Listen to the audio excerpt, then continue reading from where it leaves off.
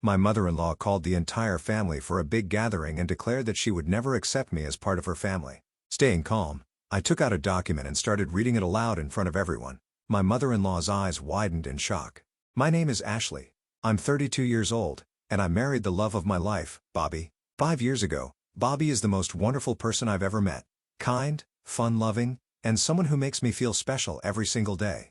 However, the same cannot be said about his mother, Catherine, who, from the very beginning, seemed to have a problem with me. I understand Bobby is her cherished son, and she wants to protect him, but her protective nature often crosses the line. Catherine has a talent for pushing buttons under the guise of innocence, provoking reactions, and then playing the victim, a behavior that many might recognize in someone they know. Unfortunately for me, that someone is my mother-in-law. I was raised to value directness and open communication, traits that stood in stark contrast to Catherine's approach. These qualities of mine were what attracted Bobby to me. He's gentler and more reserved, a perfect complement to my outspoken nature. They say opposites attract, and in our case, it's true. My background in life coaching has given me insight into human behavior, and it's clear to me that Catherine, despite her claims, does not always act with good intentions. Our personalities clashed from the start, and our first meeting set the tone for our relationship. It happened during a dinner with Bobby, his father Jeffrey, and Catherine. Out of nowhere, she commented on my eating habits, suggesting I should eat less. Her remark was so unexpected that everyone fell silent. I was mortified, my face burning with embarrassment. While Jeffrey looked down uncomfortably and Bobby, visibly upset, confronted his mother, Catherine tried to backtrack, claiming she was only offering advice and referencing old photos Bobby had shown her, where, according to her, I looked better. Despite my instincts to address the comment directly, I held back, not wanting to make a scene at my first meeting with Bobby's family. Instead, I forced a polite smile and thanked her, burying my frustration. I wanted so badly to make a good impression, but the encounter left me shaken. As time passed, Catherine's behavior only worsened. Her antagonism grew, and our interactions became more strained. I hoped that showing her how much I cared for Bobby would help ease the tension, but it seemed to have the opposite effect. On the bright side, my relationship with Bobby's father, Jeffrey, blossomed. He was kind and welcoming, and it was clear Bobby had inherited his gentle nature. Bobby's extended family and friends, including his lifelong buddy Wayne, also embraced me warmly. I felt supported by everyone, except Catherine. Her efforts to undermine me peaked during our wedding planning. She insisted on controlling every detail from my hairstyle to my dress, even suggesting I mimic her own bridal look from years ago. When I politely declined, she outright insulted me in front of my bridal party, calling me ugly, though she quickly tried to backtrack. The damage was done. Jeffrey, thankfully, stepped in to put an end to her outbursts, but the sting of her words lingered. Her attempts to overshadow the day didn't succeed, thanks to the love and support of Bobby's family and friends. Still, the emotional toll of her actions weighed heavily on me. Over time, her negativity began to drain my vibrant energy, and I realized something had to change. Fast forward to today, 5 years into our marriage, and we found ourselves back at Bobby's childhood home for a Sunday dinner. Catherine had invited us along with Bobby's childhood friend Wayne, hinting at an important announcement. Though I was skeptical of her motives, what unfolded that evening was truly unexpected. The evening took an unexpected turn when Catherine, with a theatrical flourish, announced her big news. She had planned a family trip to Florida for her upcoming birthday and waved a confirmation letter triumphantly. Excitement rippled through the room, with Bobby's face lighting up at the mention of Florida, a place he'd always dreamed of visiting. "That's incredible," he exclaimed, his enthusiasm mirrored by the others around the table. Gratitude filled the air as everyone celebrated Catherine's generous gesture. But just as the mood reached its peak, Catherine turned to me with a blunt, chilling statement. "Oh, actually, you're not coming." The words hung in the air, the room falling silent as confusion spread across every face. Bobby, visibly taken aback, demanded clarification, his voice a mix of disbelief and anger. "What do you mean she's not coming? That can't be right." It quickly came to light that Catherine had deliberately canceled my ticket, claiming it was due to last-minute arrangements and a desire to avoid extra charges.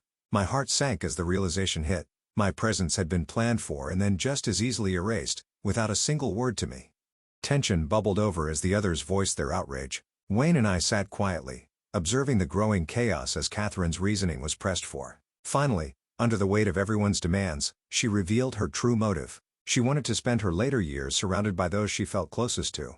"You just don't make that list," she stated coldly, her words cutting through me like a blade. The room erupted. Bobby, furious, demanded an explanation for her blatant exclusion while Catherine weakly tried to justify herself. Wayne is like family, she argued, pointing to him as an example of someone she deemed precious and cherished.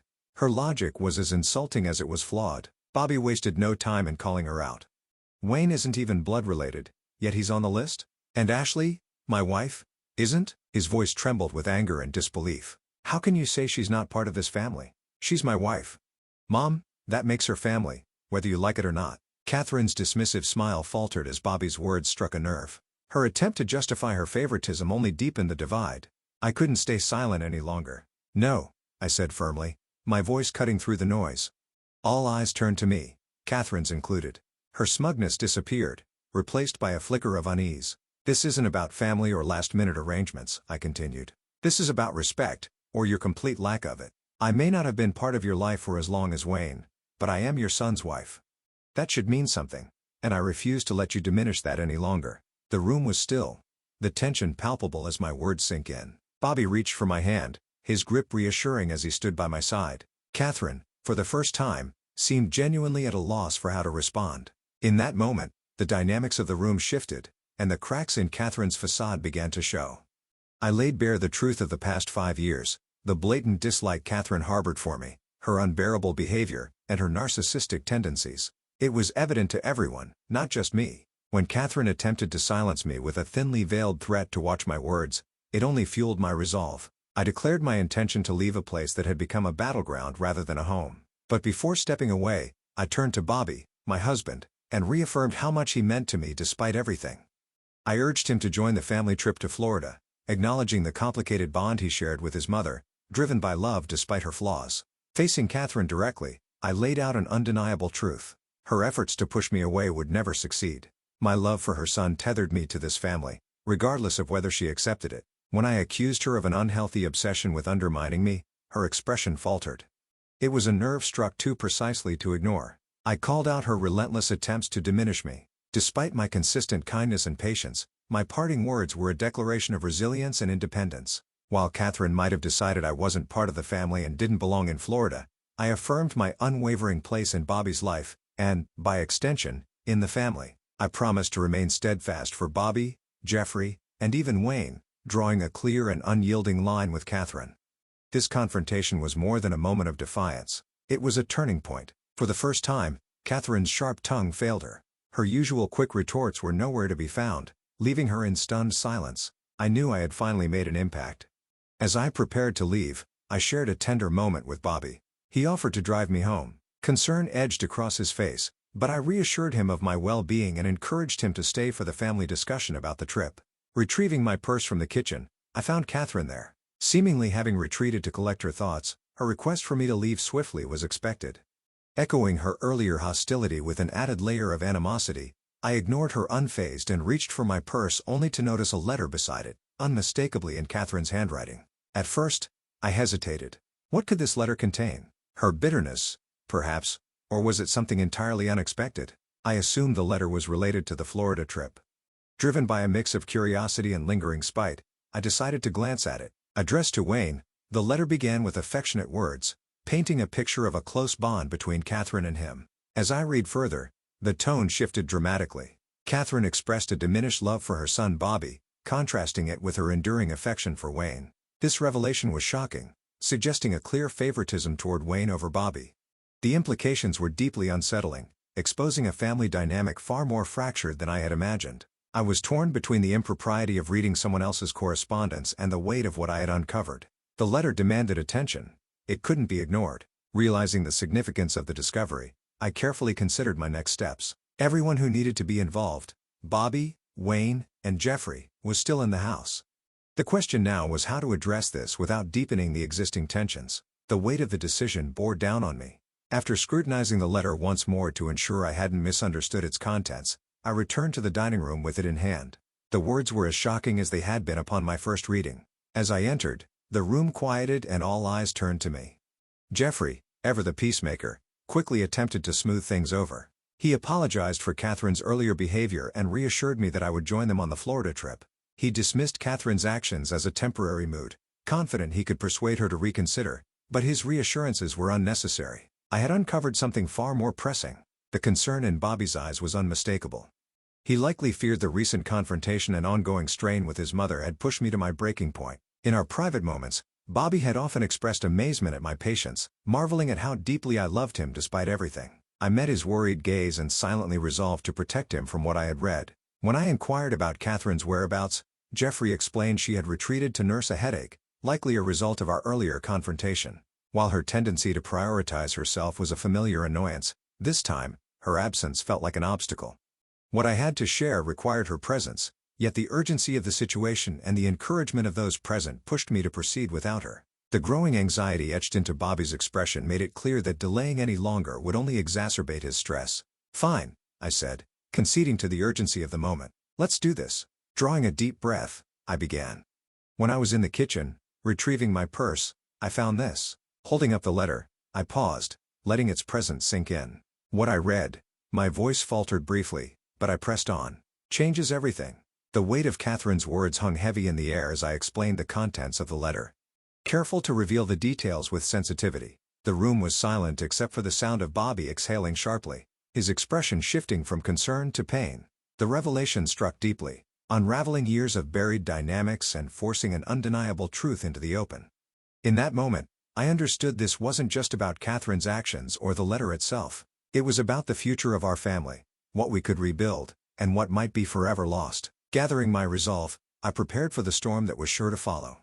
I shared the shocking contents of the letter with Bobby, Wayne, and Jeffrey. As I read aloud, the words hung heavily in the room, exposing Catherine's deep-seated resentment toward me and the drastic action she planned to take against her son. The letter detailed her preference for Wayne over Bobby, her decision to disinherit Bobby in Wayne's favor, and her baseless blame of me for the supposed rift in her relationship with her son. The revelation was jarring. Catherine's bitterness and readiness to sever ties with Bobby painted a chilling picture. When I finished reading, the room was thick with tension, each person grappling with the betrayal in their own way. Jeffrey, ever the mediator, was on the verge of tears. Wayne appeared stunned, struggling to process the extent of Catherine's plans. Bobby, however, was a storm of fury and disbelief, his emotions oscillating between hurt and indignation. The realization hit Bobby hardest. He wrestled with how his mother could justify cutting him off while blaming me for her actions. It was a harsh wake-up call for all of us, laying bare the depth of Catherine's manipulation. The ensuing discussion was emotional and heated. With Bobby venting his frustration over her toxic behavior, it became clear that something had to change. 3 weeks passed after this revelation, leading up to the much-anticipated Florida trip. Unbeknownst to Catherine, a plan had been set in motion, a direct response to her divisive actions. On the morning of the trip, Catherine found a letter from Jeffrey by her bedside. The note, written in a tone of normalcy, instructed her to meet the family at the airport and suggested that all was proceeding as planned. Eager to begin the trip, Catherine hurried to the airport, unaware of the seismic shift in family dynamics caused by her letter. At the airport, her frantic search for her family was a physical manifestation of the confusion and isolation her actions had sown. Assuming they were already aboard the plane, she boarded, clinging to the hope of reuniting with them in Florida. After a long journey, Catherine eagerly called Jeffrey, ready to celebrate together. Instead, Jeffrey revealed the truth: they hadn't gone to Florida at all. The family was still at home, gathered together, a unified front against the discord she had tried to create. Her confusion turned to shock as Jeffrey explained the change of plans. He confronted her about the letter, exposing her attempts to cut Bobby out of her will and the unjustified animosity toward me.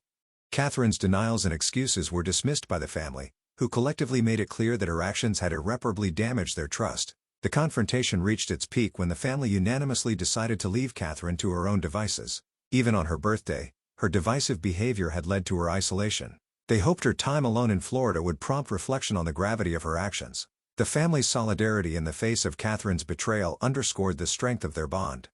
Bobby, Jeffrey, Wayne, and I stood firm, valuing respect and forgiveness while holding her accountable for the pain she had caused. Catherine's realization of her solitude marked a rare moment of vulnerability. In a desperate attempt to reconcile, she reached out to Jeffrey, seeking his company. However, he remained resolute, emphasizing that any return to the family required a serious discussion about boundaries and a genuine change in her behavior. Bobby, too, made his position clear.